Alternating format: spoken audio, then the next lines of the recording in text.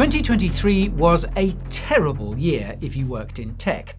In just the first few months, Alphabet fired 12,000 people, Salesforce laid off nearly 7,000, Meta shed 10,000, and Amazon waved goodbye to a whopping 27,000. But today, Alphabet employs more people than it did the day before those layoffs happened. Salesforce now employs almost 4,000 more than it did prior to its job cull. Meanwhile, Meta has rebuilt about 60% of what it cut, and Amazon's headcount is higher today than it was before that 2023 purge. Each of these firms told shareholders those cuts had made the company leaner and better, and then went and hired a whole lot more people. So, what gives? Well, today we break down what happened at these behemoths, the one big tech company that refused to do a mass layoff, the reason every surviving employee became dramatically more expensive, and we'll look at where those jobs actually went, because they didn't go to AI. My name is Guy, and this is the Finance Bureau. Once a year, in its annual report, a public company discloses one number for its workforce: total employees. It doesn't disclose who left, and it doesn't disclose who was hired back, at what level, in which country, or on what contract. It's just a net figure. Which means a company can cut 12,000 people in public, hire 20,000 back in private, and the only number the outside world ever sees is the one at the bottom. This is the line item that the market actively rewards companies for shrinking. Roughly 700,000 tech jobs were cut across the 2022 to 2024 wave, and the entire thing was justified by one word: efficiency. Mark Zuckerberg, on Meta's fourth quarter earnings call on the 1st of February 2023, declared the year of efficiency. He followed it up with an internal memo in March: make the organization flatter, remove layers of management, and ask many managers to become individual contributors. Earlier, on the 4th of January 2023, Mark Benioff announced that roughly 10% of Salesforce had been given their marching orders. He said, quote, "As our revenue accelerated through the pandemic, we hired too many people leading into this economic downturn we're now facing, and I take responsibility for that." Andy Jassy at Amazon ran the same strategy and kept running it into 2024, telling his senior leaders to increase the ratio of individual contributors to managers by at least 15%, complaining about, quote, pre-meetings for the pre-meetings. And then we have IBM. On the 1st of May 2023, CEO Arvind Krishna told Bloomberg he could easily see 30% of back-office roles replaced by AI and automation over 5 years. But 5 months later, in October 2023, the same CEO gave a very different answer. He didn't intend to get rid of a single one of IBM's programmers. Now, notice what all of these have in common. Every single one of them was an apology for the hiring, while not one of them was an apology for the firing. Only one executive in this story has ever said the cuts themselves were the mistake, but we'll get to him later. Everybody else just let the headcount do the talking. So, was the efficiency real? Well, there's one way to test that, and that's by looking at Microsoft. Microsoft never ran a headcount reset on the scale of the others. It reported 221,000 employees in fiscal year 2022, 221,000 in 2023, 228,000 in 2024, and 228,000 again in fiscal year 2025. The company grew its workforce while everyone else was cutting theirs. And here's what happens to its productivity. Revenue per employee went from 958,000 in 2023 to 1.2 million in 2025. That's a 29% jump per head, with no mass layoff needed to produce it. Net margin over the same stretch climbed from 34.2% to 36.2% on revenue of $281 billion. So, how about that? The productivity gain that the whole sector credited to firing people actually materialized at the company that didn't fire people. That's because the gains didn't come from headcount at all. They actually came from cloud pricing, from the product mix shifting towards higher margin AI services, and from operating leverage.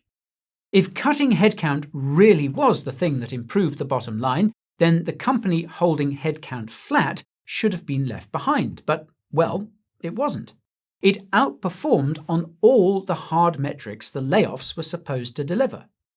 So if those cost savings at these firms cutting employees didn't translate into higher productivity, where did the money go? Well, believe it or not, but labour costs at the firms cutting jobs actually went up sharply. Meta's stock-based compensation in 2022 was just under $12 billion, spread across 86,000 employees. By 2025, it was over $20 billion, spread across 78,000. That's roughly $138,000 per head, rising to about $259,000. The cost of paying a Meta employee in stock nearly doubled, while the workforce shrank by nearly 8,000 people. Meanwhile, Alphabet's stock compensation went from $19 billion to around $25 billion, while its headcount round-tripped straight back to where it started. And that tells us exactly what this was. Cheap and mid-tier labour out, expensive AI and infrastructure specialists in, at multiples of the old cost. This was a workforce swap being presented as a workforce reduction. One widely cited HR benchmark puts the cost of replacing an ordinary employee at 50 to 75% of their annual salary once you account for separation, recruitment and ramp-up, and 200 to 300% for a specialist. So every new job cost more than the one it replaced. And there's older academic work that says this is entirely predictable. Wayne Cassio at the University of Colorado, Denver, spent years studying corporate downsizing, and his finding, in his own words, is that if all you do is cut people and you don't do anything else, you'll never be better off. Firms that rely on mass layoffs as the strategy tend to underperform peers on total shareholder return over 3 to 5 years. Now, to be fair, that's foundational literature from the 2000s, not a fresh 2026 study. But let's keep that in mind nonetheless as we look at Meta's numbers. Net margin 19.9% in 2022, up to 37.9% in 2024, and then back down to 30.1% in 2025. And net income actually fell year on year from $62.36 billion to $60.46 billion on record revenue of $200 billion. So, ultimately, the savings from the efficiency phase was swallowed up by the next wave of spending. Now, if you want to stay on top of developments like this so that you can make better decisions in the market, then you should sign up for the Finance Bureau newsletter. It's completely free, and every week we break down global markets and the macro stories that actually move your portfolio so that you never miss the truly important details. Just click the link in the description or scan this QR code to get started. Right, let's get back to the contradictions in these big tech narratives, and if the layoffs didn't deliver the productivity, what exactly was the market paying for when stock prices would rally on the back of job cut announcements? Well, on the 1st of February 2023, the day Zuckerberg announced the year of efficiency, Meta closed at $153 per share. The next session, it closed at $188, a 23% move in a single day, and roughly $92 billion of market value created between one closing bell and the next. Now consider that against what the cuts actually cost. Meta disclosed $975 million in severance and related benefits for the 11,000 people it let go. So let's call it $88,600 a head. So the announcement was worth roughly 95 times what the layoff itself cost. And the money that came out didn't get reinvested in resilience or training or anything related to the workforce. Alphabet authorized $70 billion of buybacks in April 2023, the same year it cut 12,000 people, and across 2021 to 2025, it repurchased somewhere north of $220 billion of its own stock. Meta repurchased $148 billion over the same window. In other words, much of the money saved through layoffs was used to buy back shares, which helped support the stock price. And that explains why many of these companies later started hiring again. The layoffs created an immediate cost-cutting story that investors liked, and once the headlines faded, companies could rebuild their workforces without attracting the same attention. But then, where did the work actually go if it didn't just evaporate? Indeed's Hiring Lab tracks tech job postings globally, and the share sitting in emerging markets rose from about 16% in early 2020 to nearly 28% by mid-2025. By October 2025, tech postings in the US, the UK, France, Germany, and Canada had fallen below pre-pandemic levels, while postings in emerging economies were running 47% above them. India now hosts over 1,700 global capability centers, which are essentially offshore offices doing the same work as head office. Depending on the role and the seniority, total compensation for an equivalent senior engineer runs somewhere in the range of 3 to 5 times higher in the US than it does in India. So, a cut in California and a higher in Hyderabad net out to a modest headcount reduction and an absolutely huge cost reduction. However, one rung on the jobs ladder never came back.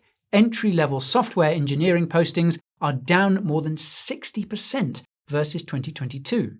Only 18% of US tech postings in the second quarter of 2025 were open to candidates with a year of experience or less, which is barely moved from 17% 3 years earlier.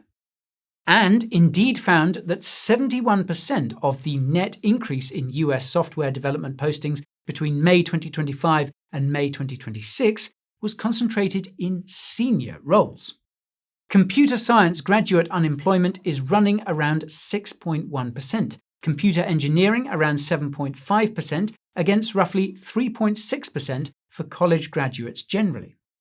One Harvard study last year found that firms adopting generative AI mostly aren't firing their juniors. Instead, they've simply stopped posting junior roles at all. The apprenticeship pipeline is being closed off. But there's another bit of detail that contradicts big tech's narratives around layoffs. Vizia tracked 2.4 million employees across 142 organizations and found that managers are rehired at a 68% higher rate than individual contributors. The layer flattening that Jassy and Zuckerberg both named as the entire point of the exercise was the first thing to get rebuilt.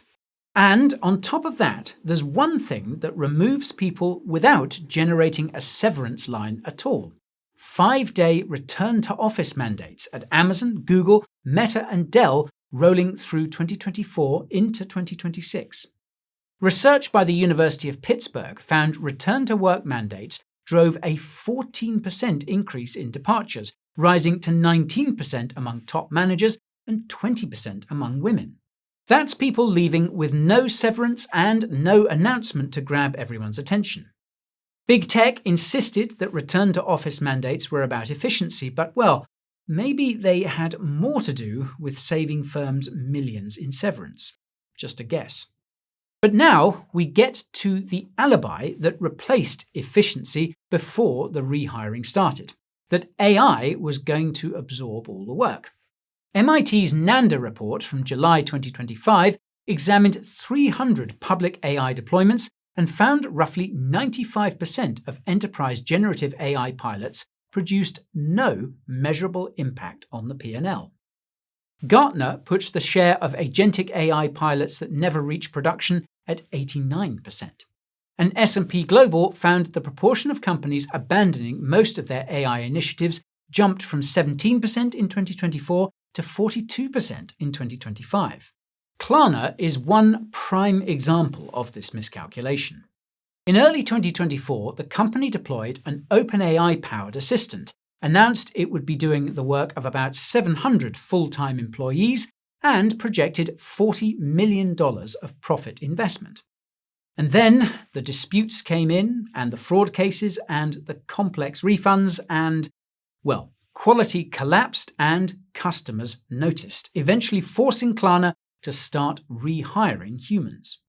And in May 2025, Klarna CEO Sebastian Siemiatkowski did something none of the other big tech executives did. He admitted it. Cost had become, in his words, quote, a too predominant evaluation factor, and it ended up lowering quality. And remember IBM going from 30% of back-office roles replaced to not a single programmer leaving inside 5 months? By February 2026, IBM's HR chief said the company is tripling hiring in the roles it once flagged as AI replaceable.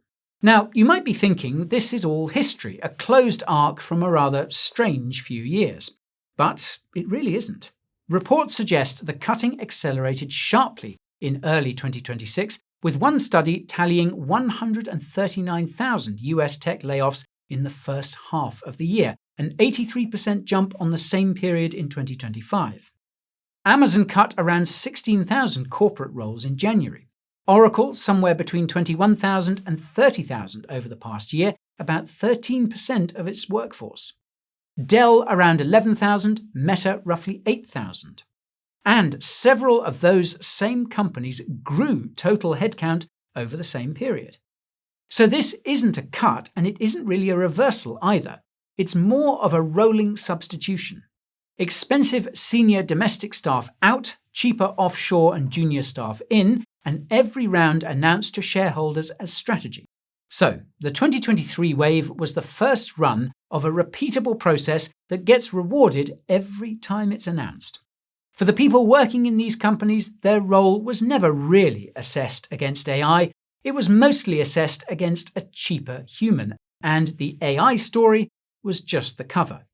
Maybe, just maybe, it's a bit too early to start blaming the chatbots for taking our jobs. And well, that's about all we have time for today, but what do you think? Were these layoffs a misjudgment about what AI could actually do, or the cheapest method anyone has ever found to reset what a tech worker gets paid? Let me know your thoughts in the comments down below. And if you want to understand the enormous AI capital expenditure bet these same companies are now making, then you can check out our video on that right over here. As always, thank you so much for watching, and I'll see you in the next one. This is Guy, signing off.